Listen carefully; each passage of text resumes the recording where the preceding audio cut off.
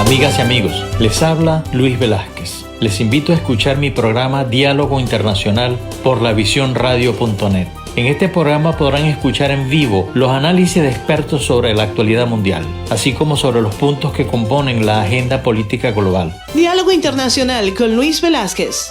Lunes y viernes, 2 de la tarde, hora del este, por lavisiónradio.net. Información que va contigo.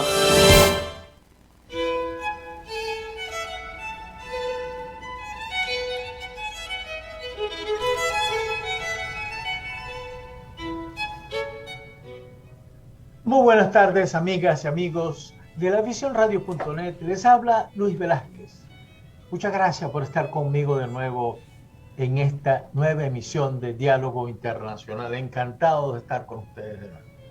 En los controles de audio, como siempre, mi querida y muy leal amiga Alexia. ¿Cómo estás? Casi.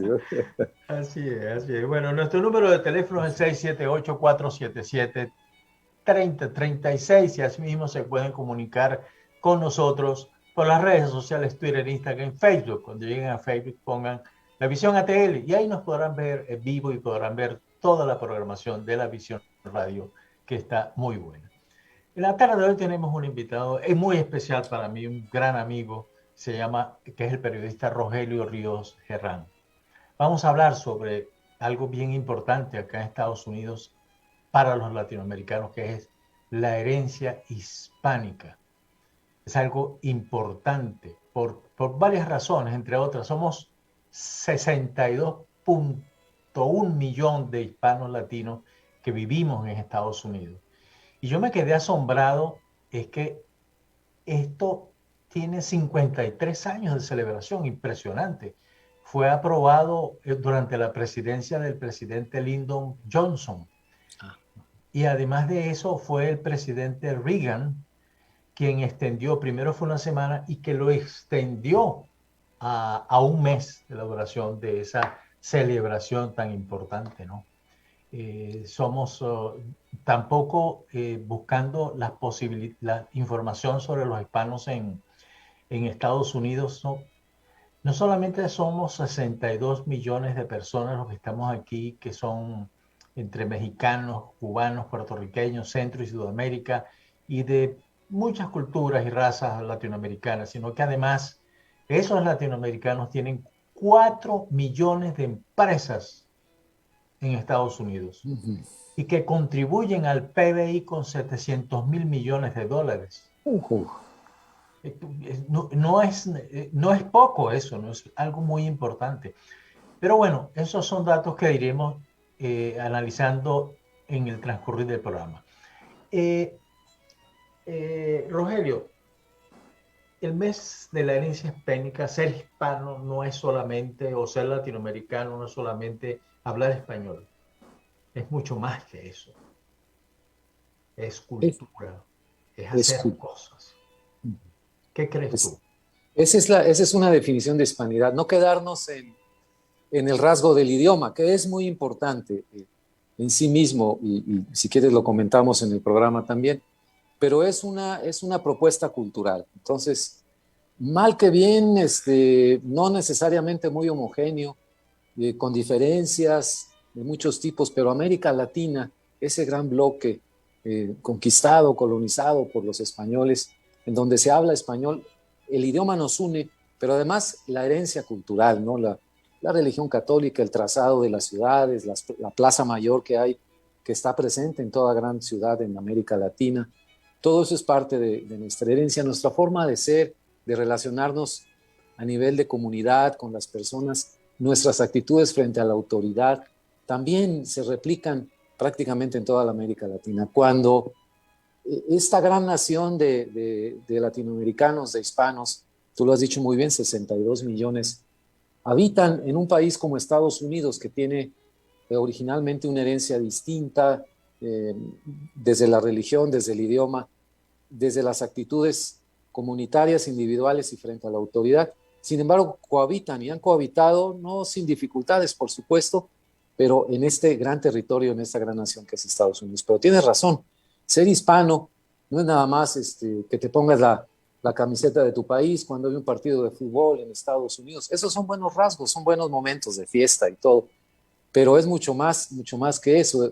Cuando estás fuera de tu país, cuando vives en otro país, eres también en buena medida, y siempre lo he dicho, un embajador, entrecomillado, matizado, de tu pueblo. Es decir, no tienes un rango formal, no eres un diplomático, pero todo lo que hagas, digas, dejes de hacer, va a ser percibido no como Rogelio Ríos hizo esto en tal parte, sino que, un mexicano hizo tal cosa, ¿no? En el Mundial de Francia en el 98, un grupo de mexicanos que andaban en una parranda de esas fenomenales fueron a dar al Arco del Triunfo, y uno de ellos se le ocurrió orinarse en la flama eterna del soldado desconocido. Provocó un incidente internacional, hubo disculpas y todo, pero queda en el ambiente, caray, los mexicanos, qué tremendos, qué traviesos, qué falta de respeto. Los mexicanos, yo no sé ni el nombre, no lo recuerdo del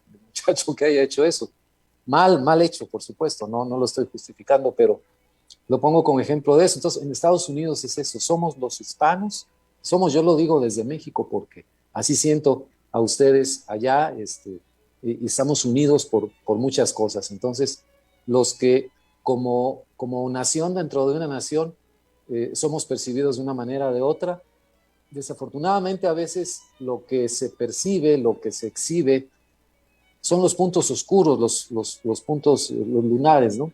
Y como sucede en esta vida, aquello que es muy bueno, aquello que gente que trabaja constantemente, que no da la nota porque se porta muy bien, cumple su función de jefes de familia, de buenos ciudadanos, pues desafortunadamente no trasciende, o trasciende muy poco comparado contra lo otro, que sabemos que así es también el ciclo informativo, pues resalta quién mató a quién robó tal cosa, eso. Entonces, pero lo hispano ahí está, yo no entendería ya, para terminar esta parte, Estados Unidos en la actualidad sin los hispanos, o sea, a mí me parece inconcebible que se pudiera pensar en esos términos. Al contrario, quiero pensar que no tardará mucho, tal vez nos toque verlo, no sé, no, Luis, pero en que ya estas alternancias que se han dado en la Casa Blanca son eternas, las de demócratas y republicanos, hombres blancos con hombres blancos. Ya estuvo un presidente afroamericano en la Casa Blanca, falta el latino y falta una mujer presidenta. Entonces, ¿cuál vendrá primero? Sí, efectivamente. Yo creo que sí los vamos a ver. Si hay una cosa que tiene este país, este gran país, es esa posibilidad de una alternatividad en la política bien importante, y de hecho los latinos tenemos senadores, tenemos representantes, ha habido en algunos estados profesionales, en el caso de un mexicano que fue secretario de salud de Arkansas, creo que fue. Han habido también astronautas. Claro, sí. Una mujer astronauta. El jefe de adquisiciones, es decir, como el gerente de compra de cualquier empresa, Sí. de nada más que una de las más grandes empresas de Estados Unidos, que es la NASA, es latinoamericano. Mira, excelente. Y por ejemplo, hoy tenemos una venezolana como jefe de prensa de la Casa Blanca. Entonces, una venezolana, sí. Venezolana, sí. Pero sí hay entonces un legado, y yo siento, en este tiempo que he estado acá, siento que sí, efectivamente, la presencia del latino no se siente solamente en el solo hecho de hablar español, se siente mucho más porque hay un aporte cultural invaluable en todo esto. Vamos a una primera pausa. Claro. Y ya regresamos. Estamos conversando con el periodista Rogelio Ríos.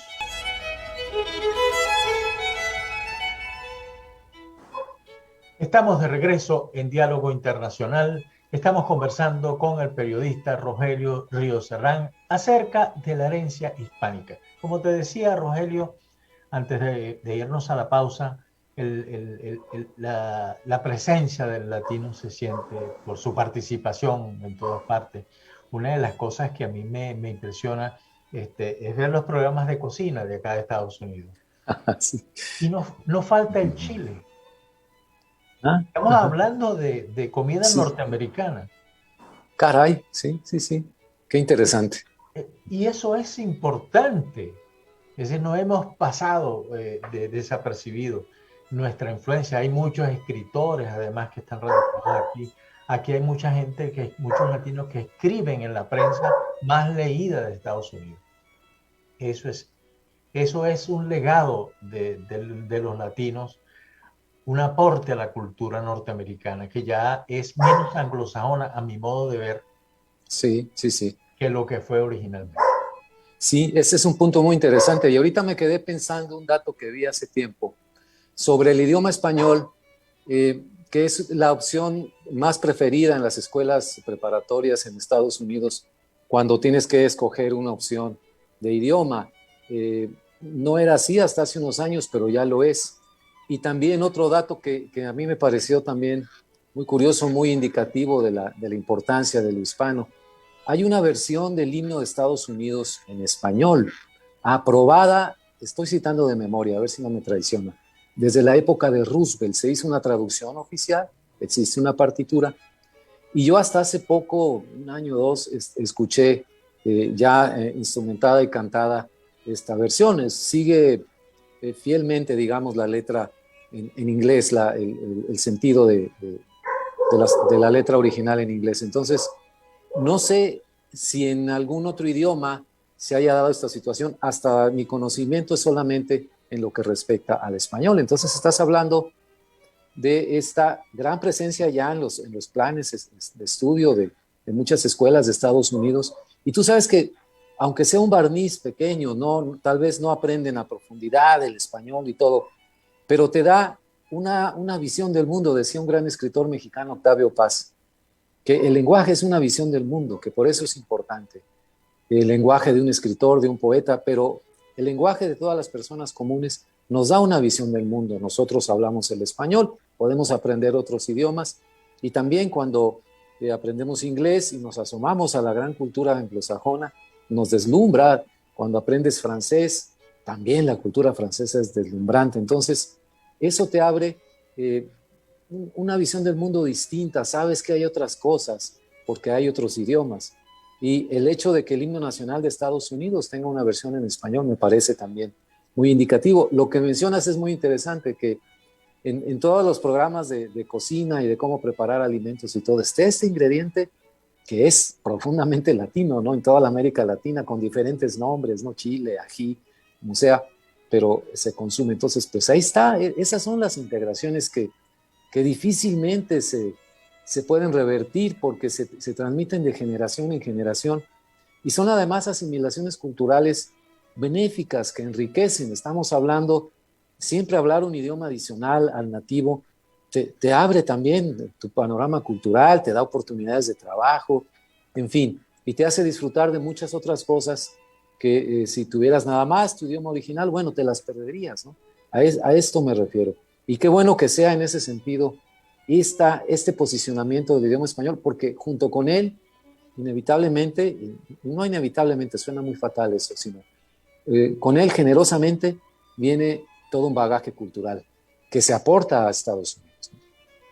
Claro, eso es así. Incluso hay artistas plásticos que son extraordinarios, que están acá y que están produciendo sus obras acá, grandes maestros. Tú puedes encontrar otro producto de la dieta diaria del mexicano, que es el aguacate. El aguacate. Que no Claro. puede faltar. Además, es un principal producto de exportación de México, para decirte, es el principal producto de exportación de México. Es una cifra que yo me quedé asombrado. Los miles de millones de dólares que anualmente recibe México por la exportación de ese producto. Pero así como otros, y hay otro dato interesante en todo esto, que el promedio de edad es de 30 años. Es decir, el latino en Estados Unidos es un latino joven, todavía en edad de producir y de crear. Eso es un dato realmente importante. Muchísimo. Y creo que ese dato nos habla también de, en todos lados este tipo de situaciones es de ganar, perder. Gana Estados Unidos, esta población joven, talentosa, con ganas de salir adelante, instruirse, trabajar. Y los países de origen latinoamericanos, perdón, hay un poco de ruido aquí en casa, es parte de la ambientación. Los países latinoamericanos lo pierden, es talento que se va, talento y capacidad de trabajo que se va. Entonces, eso también nos habla de que estas grandes sociedades y economías que nos atraen, porque siempre aspiramos a tener un mejor nivel de vida, también ocasionan que los países de donde salieron todos los migrantes, pues se queden sin ese potencial. Ahí es un mecanismo más complejo, porque cómo hacer desde los países de origen que las oportunidades sean por lo menos similares a las que van a encontrar los migrantes para evitar que se vayan. Pero aún así, creo que el impulso de migrar, de trasladarse, ese impulso nómada, está muy presente en todos los seres humanos, nos viene desde siglos atrás. Es la historia de la humanidad. Es la historia de la humanidad. Entonces, pero es un punto muy interesante. Este promedio de edad joven, no tenía el dato, fíjate, 30 años. Caramba, estás hablando de una inyección de energía, ¿no? A la economía de Estados Unidos en primer término y a la sociedad también de Estados Unidos, que no tiene todavía las dinámicas que están padeciendo ya los países europeos, Francia, España, de envejecimiento de la población. Y que necesitan ellos la única salida que tendrán a la mano, una salida a regañadientes para muchos gobiernos de España o de Francia, muchos españoles o franceses, es la migración. Es decir, ya no es tampoco una situación de te dejo o no te dejo entrar según el ciclo político. No, es una necesidad ya vital como sociedad, ¿no? Entonces, no sé cuándo llegue Estados Unidos a esto. Creo que todavía sigue siendo en general el promedio de una población joven, pujante, y ahí lleva una ventaja muy grande con Europa, y ahí participamos los latinoamericanos, como bien lo dices. Claro. Yo tengo un dato que me gustaría corroborar, pero que es un dato histórico, es decir, realmente que, por supuesto, tiene sus connotaciones de tipo político, y ese dato que se lo escuché precisamente a un profesor universitario, que le hablaba que los primeros habitantes de Estados Unidos habían dos etnias: la indígena, la nativa, y los mexicanos. Sí, claro. Sí. Hablar de cuando, porque yo a mí me gustan mucho los westerns, claro. Me gustan mucho. Sí. Entonces, bueno, desde pequeño viendo aquellos blancos, sombrero, qué sé yo, y entonces en una charla que tuve hace un par de semanas, yo le pregunté: mire, ¿usted me va a creer que yo soy un poco naif o inocente? No lo soy, le dije, pero los vaqueros, esos cowboys que andaban con una pistola y me dijo, bueno, mira, sí, lo que pasa es que Hollywood exageró, me dijo, sí. Pero realmente los primeros habitantes y los que realmente hicieron todo esto fueron dos etnias. Fueron gente que vino de Latinoamérica, básicamente de México, que está aquí desde siempre. Me dijo, no es que vinieron, está aquí desde siempre. Uh-huh. Y, por supuesto, la cultura nativa. Claro, sí. Hoy es el Día de los Pueblos Indígenas, de los pueblos nativos enEstados Unidos, y creo que es el Día de Colón también. Fíjate, ahorita mañana octubre, es el 12, sí. Te escuchaba y hace poco leí de Pedro Enrique Sureña, el gran escritor dominicano. Vivió en México, vivió también un tiempo en Estados Unidos, pero creo que en Arizona o Nuevo México, en uno de esos dos estados, como profesor visitante y todo. Y esto fue en los años 20 del siglo pasado. Estamos hablando la guerra del 48-49 entre México y Estados Unidos llevaría 60, 70 años de haber ocurrido. Todavía quedaban las huellas, todavía había gente que ya muy de edad avanzada y todo, pero que había vivido esa época. Y él decía, creo que fue en Nuevo México, que se refería a eso, es que yo veo que de repente se trata mal a los mexicanos y todo, pero ellos ya estaban aquí. Claro. Fue la frontera la que se corrió, no fueron ellos. Y él decía, fíjate la visión que tenía, debería haber en las escuelas y en la universidad donde él estaba lo iba a proponer y todo, que se enseñara el español como lengua alternativa al inglés, porque no era que es que llegaron y cruzaron hacia acá, no, ellos ya estaban acá, la frontera fue la que se corrió, entonces tenían, digamos, pues un derecho histórico, no estaban pidiendo cosas a las cuales no tuvieran derecho, ¿no? Entonces, imagínate qué gran visión, ¿no? Apenas señores como esos, ¿no? Sí, no, realmente lo que ha sucedido acá en Estados Unidos es grande, porque este es un país de inmigrantes, absolutamente de inmigrantes. No podemos hablar de pureza. Es como decir que el venezolano es puro, mentira. En Venezuela hay un dicho que es que el que no lanza flecha toca tambor. Está muy bueno. Pues claro, sí. Claro, pero Sí, lo mismo sucede en el caso de Estados Unidos. Mucho europeo, mucho latino y por supuesto con la mezcla de los nativos del país. Pero bueno, vamos a una nueva pausa Sí, y claro. regresamos con esta interesante conversación con Rogelio Ríos Serrano.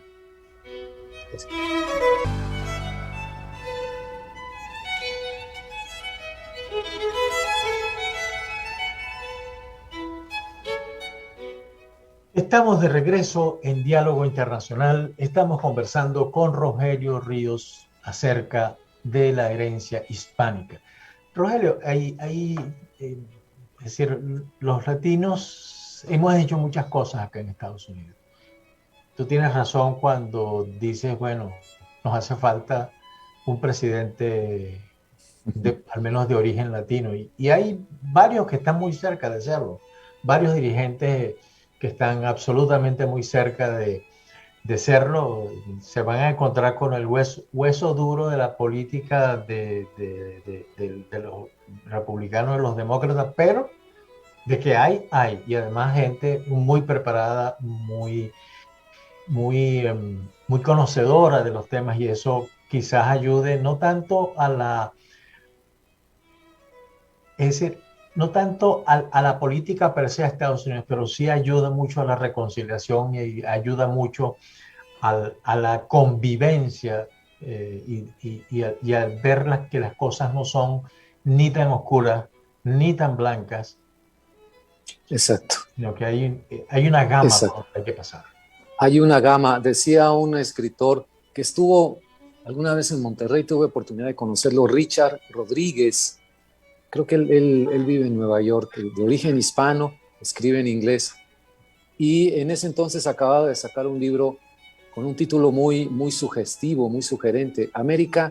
¿Cómo era? America is brown, América es café. Entonces, básicamente lo que decía, no solamente es blanca, no solamente es negra. América is brown, es hispana, es latina. Los morenos también contamos.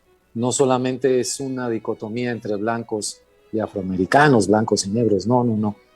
Y él daba sus razones, y ese libro es también una narración de su trayectoria, de su origen humilde, digamos, una familia migrante.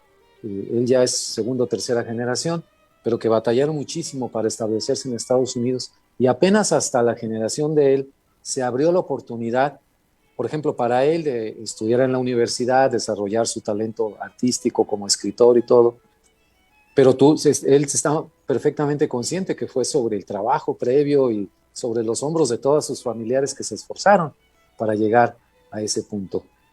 Pero a su vez, esta frase se me ha quedado siempre en la cabeza. América es brown, también América es café. Estados Unidos tiene ese factor ya cultural, que no solamente es el color de la piel, sino la cultura que viene con ello, muy enraizado. Ya no somos, es que a veces puede predominar la idea de que se pasa de generación en generación. Esto que platicábamos en el segmento anterior, de que es que llegamos o fuimos somos descendientes de quienes llegaron, que vienen de otro país a este. Y eso como si te diera un estatus menor, como si... Estoy hablando inconscientemente y colectivamente. Claro. Y no es así. Entiendo que es difícil sacudirse eso, pero conforme las oportunidades se presentan, los propios testimonios de nuestras vidas así así lo dicen. Claro que se puede salir adelante, disfrutar, estar en un país que te recibe, que tienes que dar tu mayor esfuerzo, por supuesto, no quedarte de brazos cruzados, pero que te permite, en compensación y parte de esos beneficios, una esfera de libertad muy amplia. Yo a veces veo desde la distancia, desde México, estas discusiones en Estados Unidos sobre mi derecho a usar o no usar cubrebocas, o a vacunarme o no vacunarme, o muchas otras cosas, ¿no? Y digo, caray, la discusión en Estados Unidos está en una etapa, en un nivel en la cual eso no lo discutimos en nuestros países de la manera tan importante como se discute en Estados Unidos. Aquí estamos todavía, la mayoría de la gente está todavía en a ver qué va a comer hoy, ¿no? Sí, ¿qué traemos a la mesa? A ver si sale para las tortillas, en el caso de México, ¿no? Entonces, es cuando ves los grandes contrastes y cuando decimos mucho desde México, cuando vemos este tipo de situaciones, decimos, caray, pues no saben lo que tienen o no quieren reconocerlo, o el día a día te mete también en todo tipo de polémicas, ¿no? Pasando a otro nivel, la cuestión de vamos a derribar o a quitar las estatuas de Cristóbal Colón, porque representa esta herencia contra los pueblos nativos y todo. Yo también lo veo, que se da en México, también se acaba de dar en la Ciudad de México, en otros países de América Latina. También como unas disputas de miras muy cortas, ¿no? Es decir, quitar o poner una estatua no va a cambiar la historia. Claro. Y a mí lo que me resulta de valor en cualquier estatua, incluso podríamos discutir los de las confederadas, del general Lee, es que quedan no solamente para recordar a los héroes, los próceres, también, porque la historia es de vencedores y vencidos, recordar a quienes quedaron del lado de los vencidos en la historia, del lado de los malos, de los villanos, pero que quede un testimonio de que esa posibilidad siempre está presente, lo estuvo en el pasado, pero también lo está en el presente. Para eso son los monumentos, ¿no? Así es. ¿Para qué quitas a Colón? Digo, que no sé, pero bueno, respeto que piense así, sí, ¿no? En realidad sí, yo estoy perfectamente de acuerdo contigo. Yo parto de que la historia no se puede desinfestar. Exacto. Eso no existe. Y con quitar una estatua no vas a ganar absolutamente nada. Bueno, hay momentos en que las cosas han dado un pequeño resultado, como es el caso de Alemania.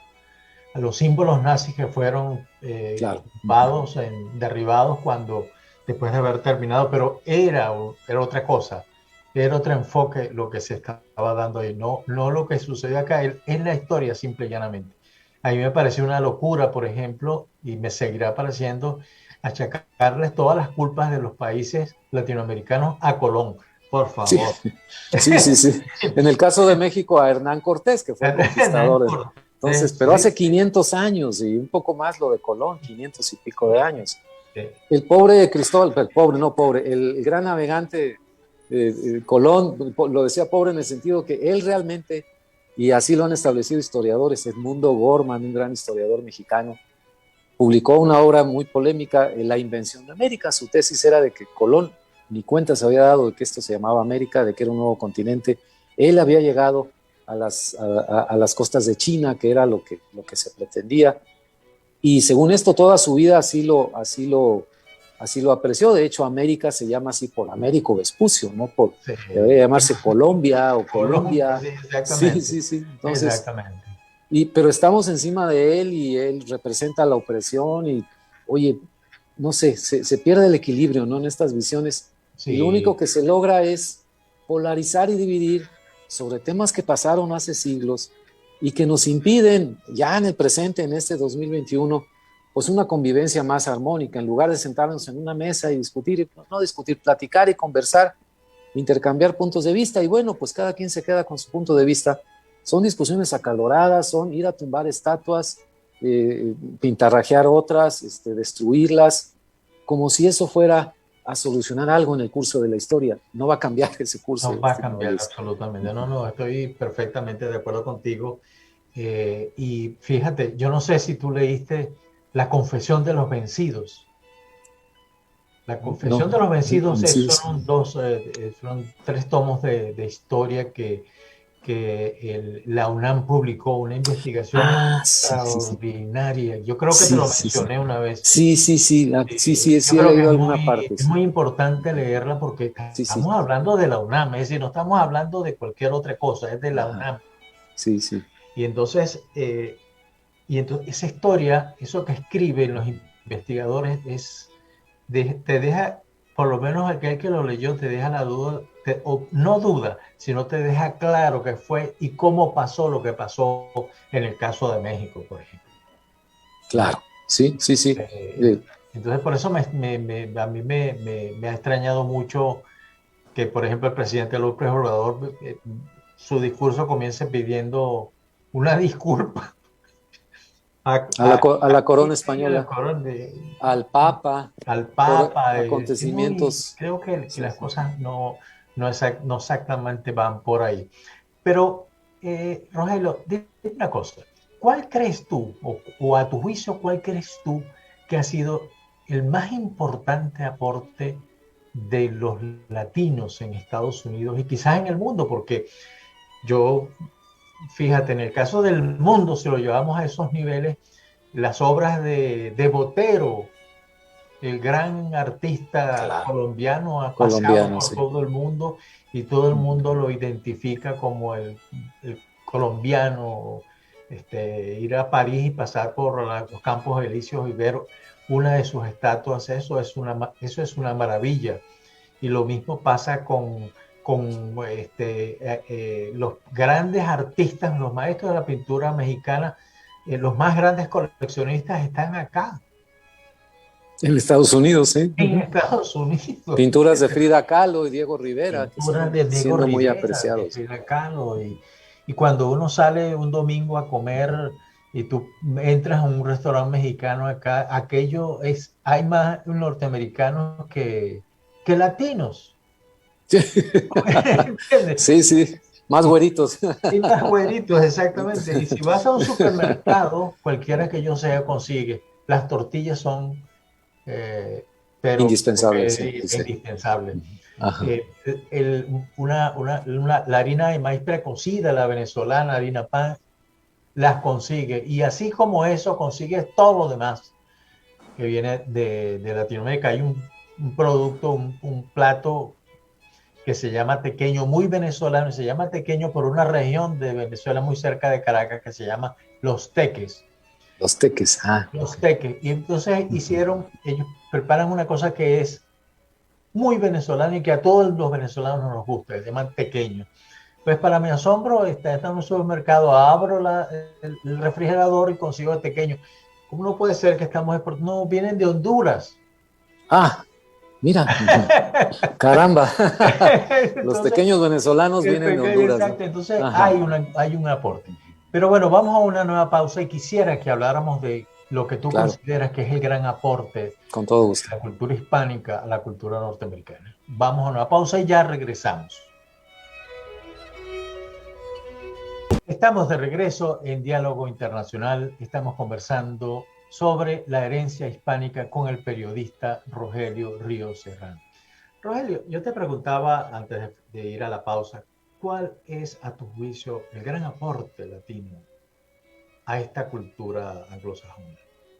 Mira, brevemente la respuesta directa es el poder de su legado cultural, que ya ha sido de varios siglos en la conformación de la América Latina. En el caso de México, desde la exaltación de la cultura prehispánica, pero además llevamos ya casi un siglo, en los años 20 del siglo pasado, se empezaron a abrir los muros de las oficinas de gobierno, del Palacio Nacional, de otros grandes edificios en la Ciudad de México, por iniciativa de José Vasconcelos, que había sido nombrado en 1923 o 24 secretario de Educación.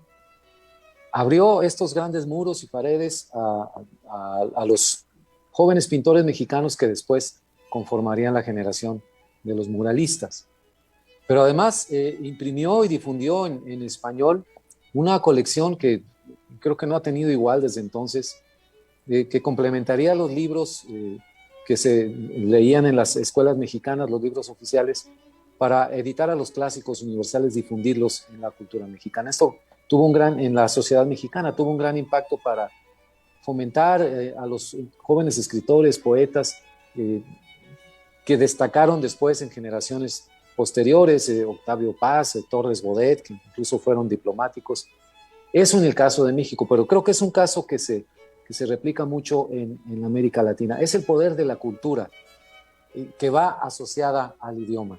La presencia de mexicanos destacados, de latinoamericanos destacados, escritores como García Márquez, por ejemplo, Fernando Botero, el pintor que comentabas también de Colombia, o en el caso en el caso de México, pintores, poetas, escritores también, es muy poderosa. Los une el idioma, entran con esa identidad hispana a la cultura de Estados Unidos y dejan una huella muy profunda. Es lo que los estudiosos en relaciones internacionales dicen, es el poder suave. Si no eres una gran potencia con un ejército superarmado y equipamiento militar, pero tienes un gran legado cultural que te permitiría proyectarte en la escena internacional, aprovecha. Quienes lo han hecho de manera excepcional han sido los franceses, que proyectan su cultura a nivel mundial, no solamente en el mundo de habla francesa, de influencia francesa, excolonias y todo, sino a nivel mundial. Por eso, de alguna manera, creo que seguimos considerando a París, no a Berlín, no a Madrid, no a Londres, como la capital cultural del mundo, ¿no? No sé, Londres es la capital financiera, Nueva York es una supermetrópoli también financiera, pero Madrid también tiene un gran legado cultural, pero no tiene la proyección de París. Sin embargo, los españoles han sabido en el mundo hispanoamericano y fuera de él, en Estados Unidos, hacer esa gran influencia.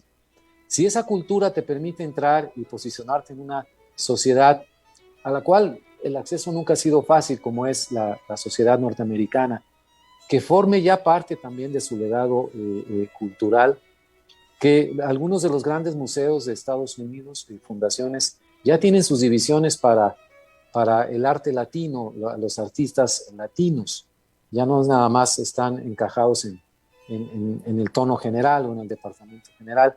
Eso nos habla mucho de que no importa los ciclos políticos en América Latina, quién esté aquí de presidente, si salió bueno, si salió malo, si ahora tenemos un tirano, un dictador en tal parte o en otro país, o qué va a pasar, nunca se puede saber en el ciclo político latinoamericano, lo sabemos perfectamente bien, pero lo que no cambia es la cultura, y eso nos da una herramienta muy poderosa que creo que utilizamos muy poco, que no le damos la importancia de vida, que el apoyo en general a las actividades culturales y artísticas en toda la América Latina, parto desde el caso de México, pero creo que es un caso general, es menguado, es muy poco. Lo primero que se corta en los recursos, en los presupuestos, es la cultura. Al cabo, pues para darles a los artistas cuando haya dinero. No. Qué distinto sería para un país como México, que en lugar de estar peleándose con la corona española y pidiéndoles disculpas y perdones de cosas que pasaron hace cinco siglos, fuéramos los grandes aliados en este esfuerzo de España por el mundo iberoamericano. Tienen un ministerio dedicado a eso, le dan recursos, lo toman muy en serio. Las embajadas en los países latinoamericanos se esfuerzan mucho por difundir y la cultura española y que tenga un impacto en las sociedades donde se están desempeñando. Qué distinto sería que México fuera el gran aliado, un aliado natural. Además, es México, y yo lo digo con mucho orgullo, España es la madre patria. Sí.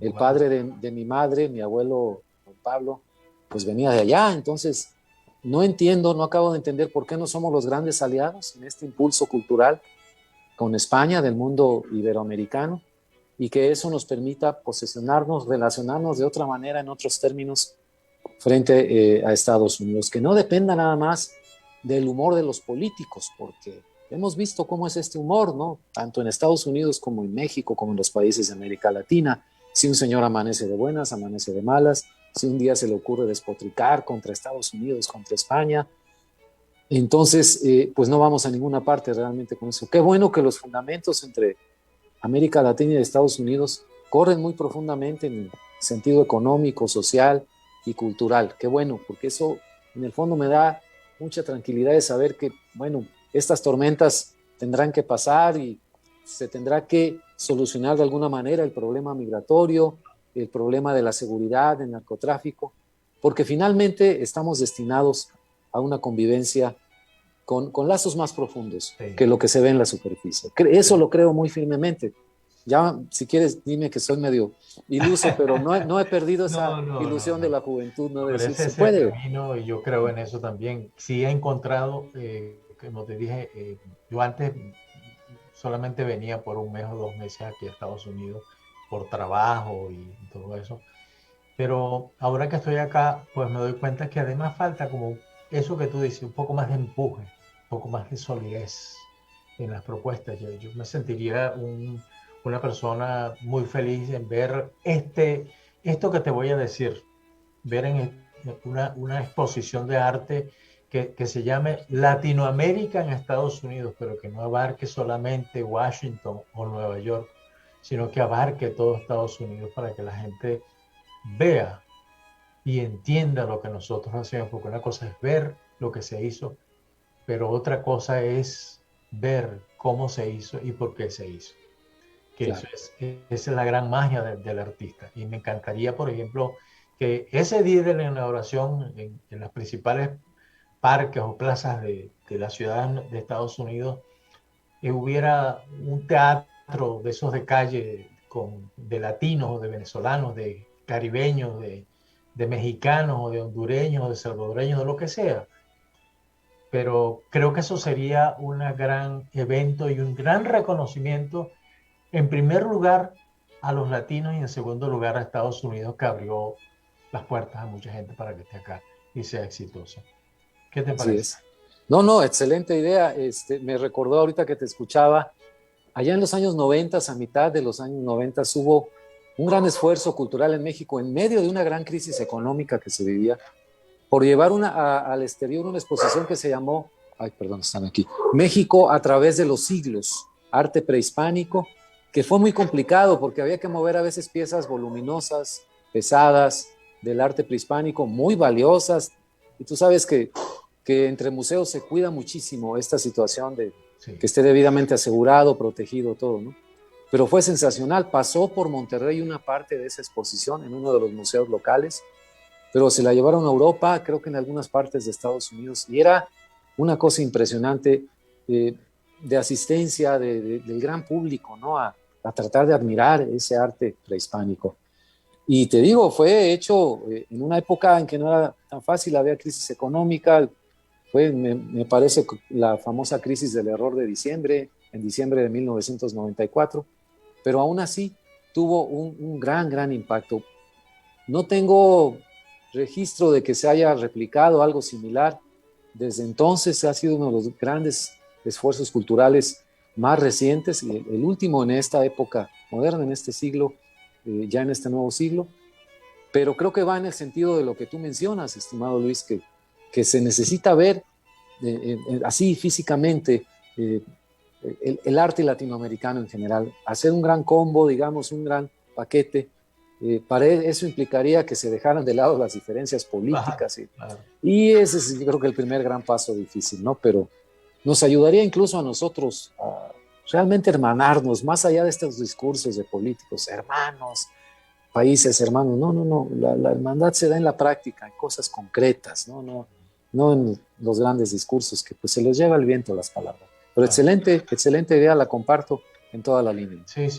No, además hay cosas que en la preparación del programa me encontré con en este momento no me acuerdo el nombre de este artesano en Oaxaca, que es un artesano, pero artesano, es decir, todo humilde, todo esto. Y de Okay. repente un fabricante y diseñador con poca preparación, sino que nació con esas habilidades de saber dibujar y de hacer cosas con la mano. Y se convirtió de repente en el gran joyero de Hollywood. Wow. Nada más y nada menos, ¿no? Nada más y nada menos. Sí, qué barbaridad.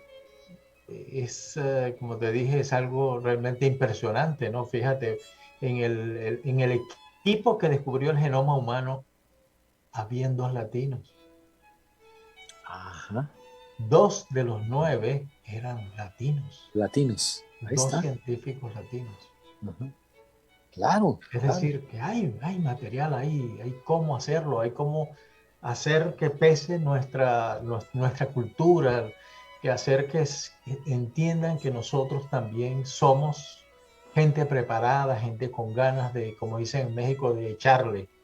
Así es, echarle para adelante. Sí, sí, sí. Así es. Sí, sí. Oye, Lo comparto Rogelio, contigo. sí, siempre un placer conversar contigo. Hombre, al contrario. Y mil gracias por haberme dado este tiempo y esperemos que valga la redundancia, los tiempos se acortan de manera tal de que nos podamos encontrar en Monterrey y Con gusto, claro que sí. cumplir con nuestra promesa. Sí, hombre, caray. ¿Piensan Sí, sí, acabarse sí. esa botella ustedes dos o qué? Pues, Si podemos invitar, sí, claro, sí, sí, somos sí, sí, abiertos. En todo sí. Y caso. ahora que dijiste Oaxaca, tengo un mezcal buenísimo de allá de Oaxaca, Ah, que lo hace un amigo allá. Entonces, bueno. Esa es una bebida es- extraordinaria. No, es una bebida mágica, yo le digo. Así es. Saca verdades. Sí, exactamente, Alexa. Sí. Cuando Muy se bien. reúnan, graben su reunión, por favor. Si hay posibilidad, si estamos Bueno. en condiciones de Sí, hacerlo, sí. puedes jurar que Un reality, pero hasta determinada hora, ¿eh? Porque Sí. luego ya. Bueno, Alexia, un Ok. millón de gracias como siempre por haber Muchas estado gracias. apoyándome en el programa. Con gusto, cuídense los dos. Un Feliz fuerte abrazo. inicio de semana. Un fuerte Gracias. abrazo. Un fuerte abrazo, Rogelio, y muchas gracias. Igualmente, muchas gracias a ti por invitarme. Gracias.